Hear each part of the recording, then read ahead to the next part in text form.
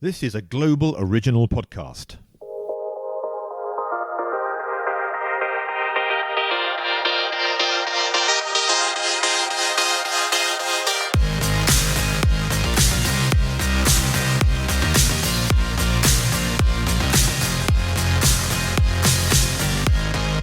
Hello, my name is Gordon Glenister. Welcome to Influence, the global podcast that shines a spotlight on the influencer marketing industry.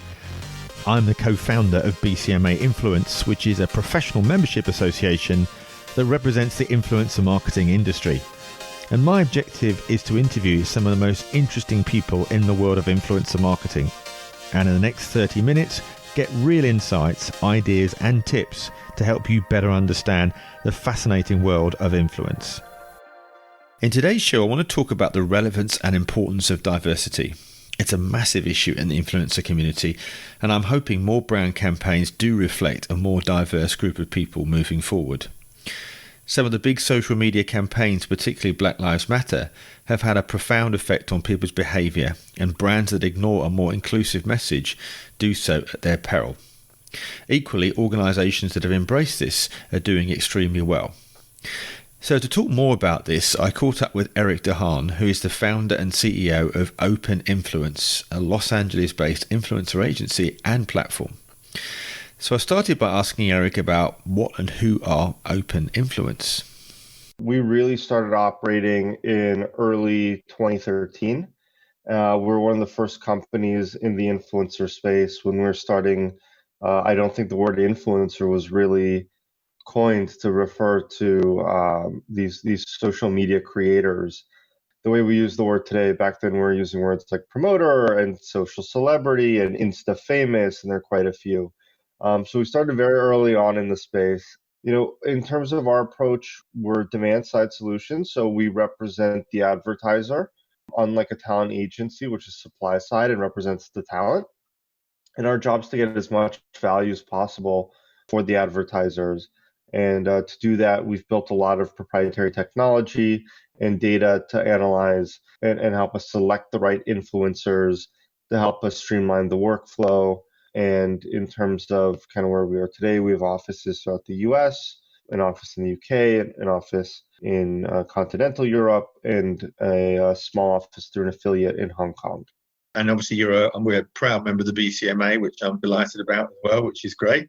But we want to talk about diversity today. So obviously the whole Black Lives Matter has gone huge around the world now and had quite a profound impact. And I know this is something that you take very seriously as an organisation about diversity. What's your stance on the industry's take on diversity?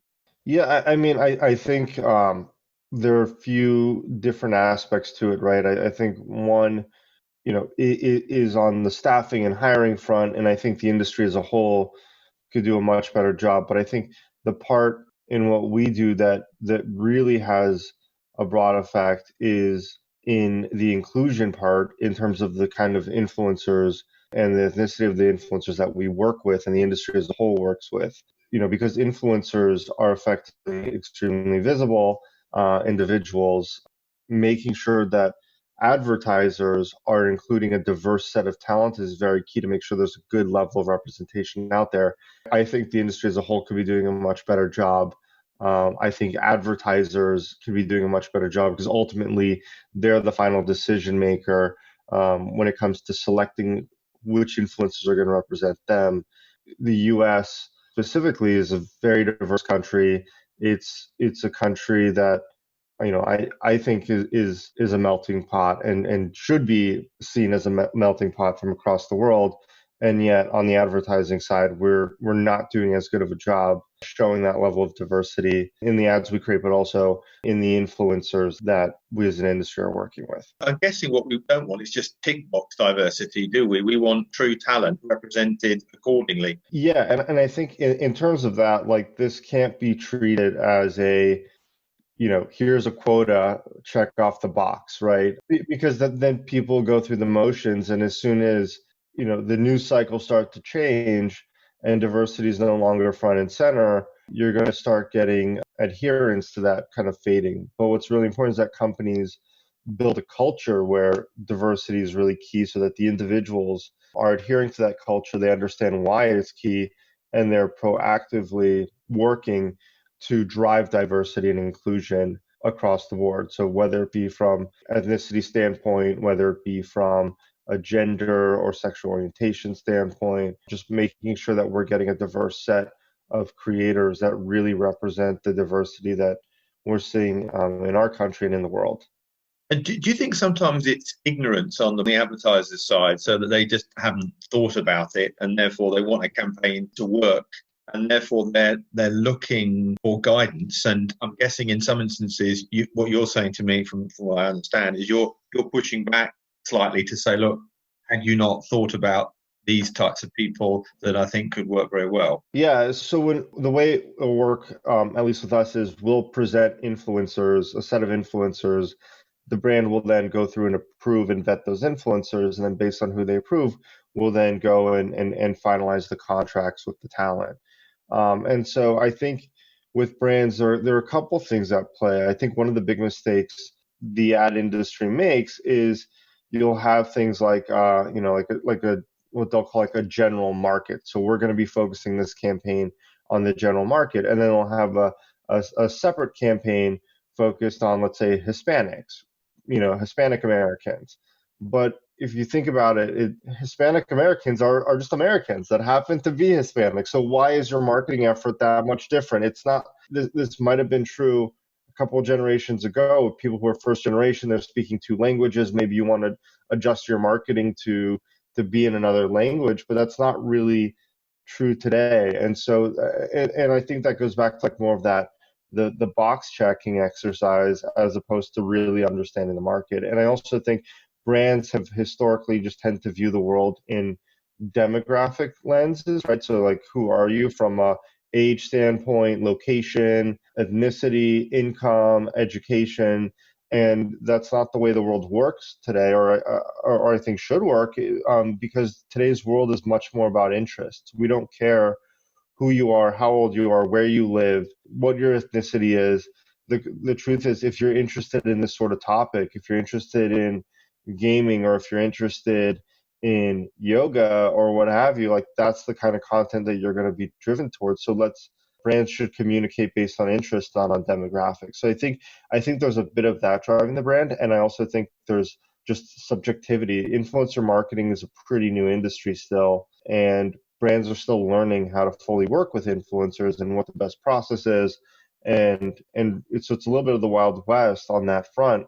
And so what happens sometimes is you'll have the sort of subjectivity of whoever is managing influencer marketing on the brand side, just making calls saying, oh, this person's a fit or this person's not, and that leaves a lot of room open for bias. I'm not saying it's happening all the time. I'm not saying it's people of color not getting chosen on campaigns, because everyone in influencer marketing on the brand side is biased. That's not the case, but people do bring their biases with them, and when they're not conscious of them, those sometimes have much bigger consequences, especially when we're talking about representation in advertising. Do you think it's a positive or a dangerous attribute to consider using different types of diversity in the search tools on platforms? Yeah, I think one of the tricks, or the challenges, I should say, is when you start labeling creators, whether they're people of color, whether you're labeling them based on orientation. Gender is a standard one, so that is something that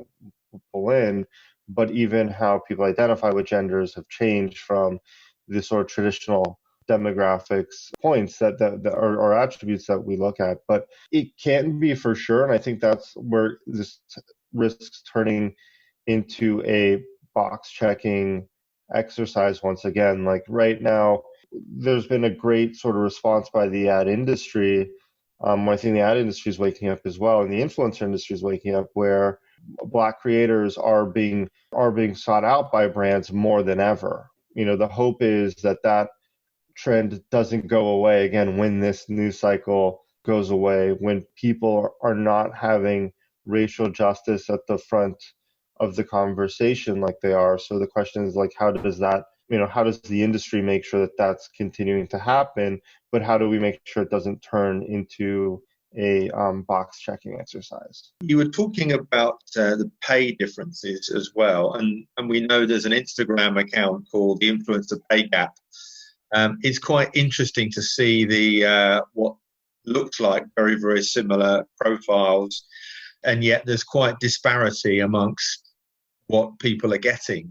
So we did an internal audit on our side, because the first thing we did is saying, if there's a bias that's happening within our company, like we want to know about it and fix it as soon as possible. And so fortunately, we didn't find any of that issue. And I think the bigger challenge with influencer pricing as a whole is it's just all over the map. Like there's not, we've developed some pretty sophisticated models and on the pricing side, and that's kind of been the continued challenge for us, kind of the boulder we keep pushing up the hill, because there's so many different variables that affect pricing. Ethnicity and race, it's not directly one. I think where race plays a role, again, is in the selection process, where people of color or creators of color might not be as likely to get chosen. And in a bigger scheme, that might have some effect on supply and demand. But again, we're not seeing that. The big things that we're seeing that really affect price comes down to the content type, the platform type. So like a long form video on YouTube will obviously be a lot more expensive than an Instagram in-feed. Story is less expensive than an in-feed. Those posts may be bundled, which then has a discount per post. The influencer size as well. So people think micro influencers are really cost effective, and there's some truth to it, but not fully, because when someone is a micro influencer, you have to pay them something, and that's something, when you look at it from like a CPM basis, is actually quite high compared to a mid-tail influencer. And then when you look at the short tail or the macro influencers, the big name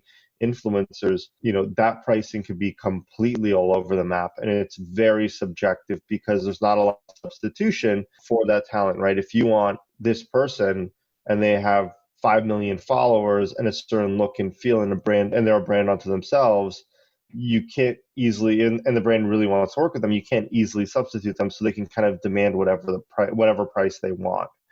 So those are really the main factors that I would say drive pricing in the industry. Another one that creates upward pressure would be like having a talent agent or manager. If you have an agent manager negotiating on your behalf, you're also more likely to, as an influencer, not necessarily just take the deal from the brand or feel the pressure from the brand because it's a big brand. And that's something that I would say the mid-tail influencers to the short tail, so the medium to big talent, don't necessarily they have their managers and they don't necessarily feel that pressure because they have so many emails coming in from different brands that want to work with them. But definitely when you're looking like at the lower mid-tail to more micro influencers, they're more susceptible to pressure, and that's where having representation can really drive price. And so that was kind of what our study showed us as well, is when there was flexibility that went above or broke the model, it was due more so to agents and talent, and that was regardless of the ethnicity of the talent. Do you think some of the more ethnic groups underprice themselves, undervalue themselves? No, I mean, I don't think it's driven by the creators at all. I think the issue is much more systemic than that, right? Because ultimately, like, supply and demand drives pricing in any market, and so if there are biases, and that just means that there's going to be less demand, and that's going to drive down prices. So likewise, inversely, what we're seeing now is because brands are making such an effort to drive inclusion, and they're reaching out to people of color more than ever, or I should say creators that are people of color more than ever, that's actually driving up rates for those influencers. That's, I think, the biggest thing. And so I think if we can, as an industry, move in a direction where we're eliminating biases or just being conscious first, right, of the biases that we may have. Just going back to what I was saying about the platforms, because I just wonder whether or not there are brands and agencies and influencer managers, the first search tools that they're looking at I'm just wondering if there are statements that could be raised there that help them think about that, almost like as a pop-up. Is your selection diverse? Have you considered diversity? Without seemingly lecturing them, but just reminding them of it. I'm not necessarily suggesting there are all the various search criteria. I'm just saying a statement that is very visible at the time of selection. Being diverse is not just moral. It's also just good business at the end of the day. Like, you need to represent the population that, you have, and have people from, again, like different ethnicities, religious backgrounds, different genders, and you have to really be inclusive from that standpoint. And so I think it's just at the end of the day good business. If you as a company look like you have a bias in terms of how you're communicating, you're going to be held accountable. And so I think there are things that can happen, but I think the biggest thing just comes down to like really instilling it across the board and making it normal. Like that's is what the new normal should be, as opposed to like let's kind of promote it. And yeah, and so I think that's key. And I do think on a flip side, like acknowledging the biases again are really important. Like in the US, you can't say that racism is gone when it's not. Slavery is less than 200 years old in this country, which is, the whole concept of it's crazy. And if you look at the South, there are Confederate statues. I'm Jewish, and that's similar to, if every time I had to go to a courthouse because I had a traffic ticket, I saw a statue of Hitler or of a famous Nazi, and that's what's happening in the South and the U.S. So and there's a debate too around whether we should take down these monuments or not. I don't even know why they're there in the first place. So kind of, it kind of just goes to show that there's really this sort of deep-rooted racism that still exists, that I think that's where we need to be really conscious of that, acknowledge it, and then we can start solving the issues. And do you think the demand for change is coming from Gen Z millennials, younger people that are getting it and wanting change, rather than an older population? Maybe. I think, I think that the baby boom generation definitely was active and definitely drove change. Now, that generation was divided, and they also lived through a lot more. And I think as the generations are progressing, like the concept of racism is kind of crazy, I think. And I think as with millennials and Gen Z, like I think this concept of not having diversity is just seeming crazier and crazier. But I think that's true. But I also, that's been my personal experience as well. Yeah, no, I'm sure. So tell us about some campaigns that have run yourself or others that that have really embraced a diverse campaign image. We've ran a lot. I mean, in every campaign that we're looking at, we actually make sure that our account management team is proposing a diverse set of influencers and even pushing back on clients that are kind of being biased in their selection. I think, and I'm not going to name any names, and they're not necessarily going to be any of our clients, but a lot of the cosmetic brands and the beauty industry has had a pretty bad track record. And I'm not talking about any of our clients, I'm just talking about the industry in general. And so I think that's an industry that's starting to really embrace this more so than ever. We've been fortunate to have clients that have been very open to this, and they've really responded well to our message across, saying like, look, we're going to push back if you're going to refuse to have a diverse set of talent. And again, it's not just from a ethnicity or race standpoint, it's also from other standpoints as well. Yeah, I mean, these individuals can be extremely inspiring to their communities. I mean, ultimately, again, it's just about influencer marketing is all about connecting with people to build trust, as opposed to just an ad where, you walk by, you see a billboard, you see a Subway ad, it doesn't really connect with you. You're blind to that, right?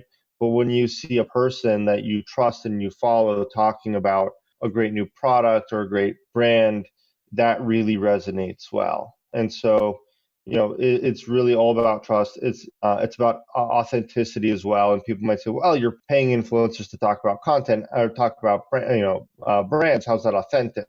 Well, if you think about it, like most television networks have sponsors to fund what they create. So now you have creators that are funding their content through these sponsorships, no different than it's ever been when you're talking about content, whether it be television, radio, magazines or newspapers or digital publishers. What's happening is brands working with creators is them supporting the content they created and the messages that they're sharing and the relationship that they're building with their audience. So I think it's very important for brands to do that, especially as the world is constantly changing. What brands mean to people is constantly evolving, and so it's really key for brands to make sure that they have that link with their audience and the new generation of audience members that are coming about. What happens to what I call influencers that try and jump on this bandwagon? One, that's terrible. That goes against the idea of building trust with your audience.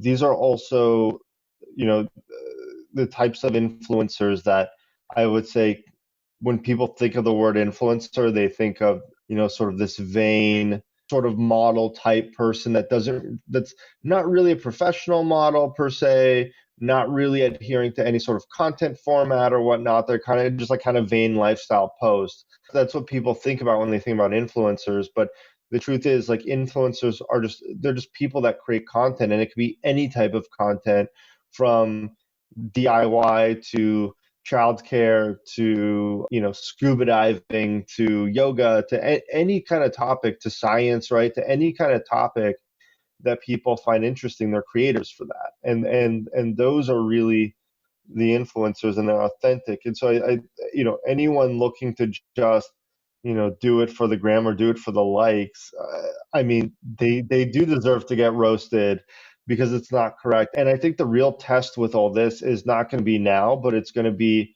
months from now, when racial justice is no longer at the front of the news cycles and dominating the news cycles.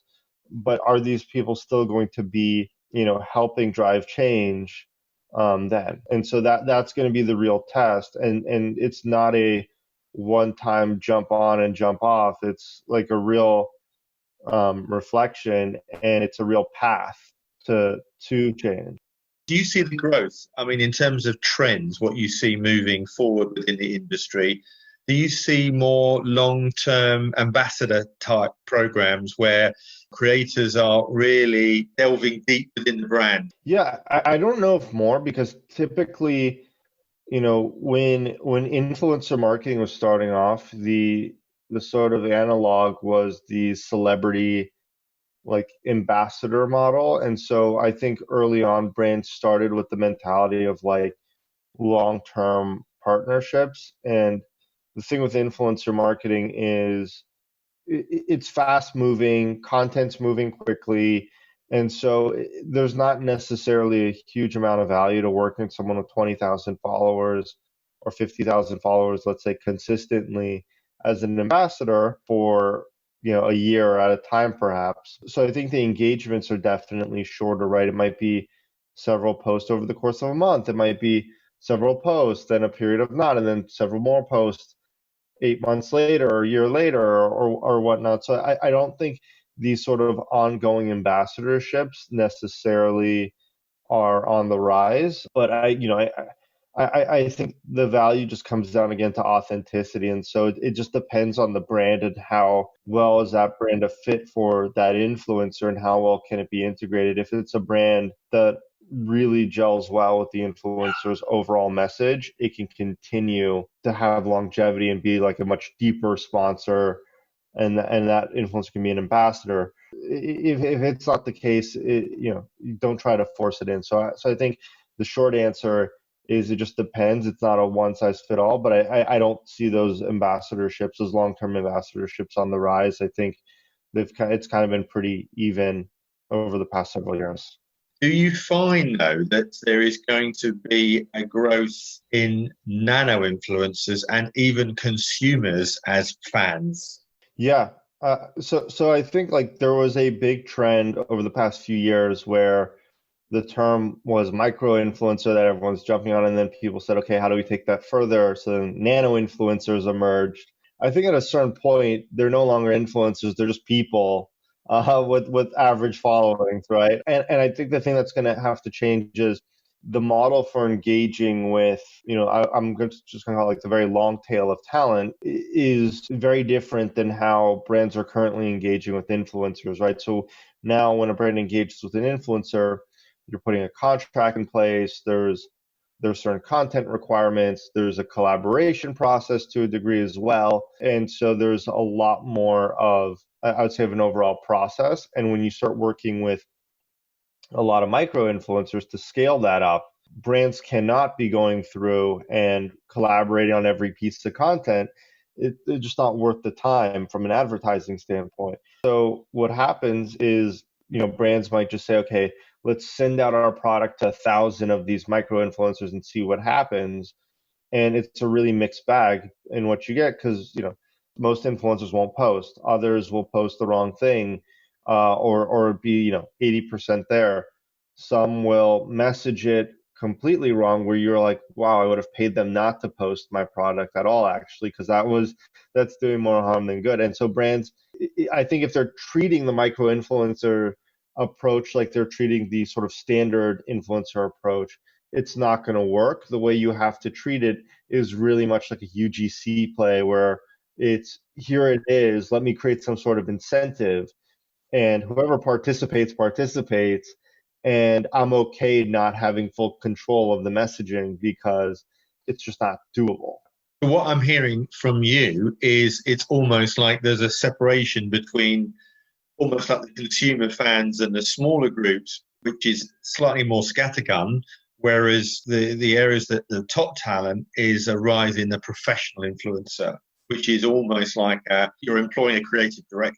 Yeah, I mean, that's exactly right. Like they know their audience, they're creating amazing content. They're now, on YouTube, like, creators are creating like full-on series with production budgets too now, right? And so it's quite amazing what's happening there.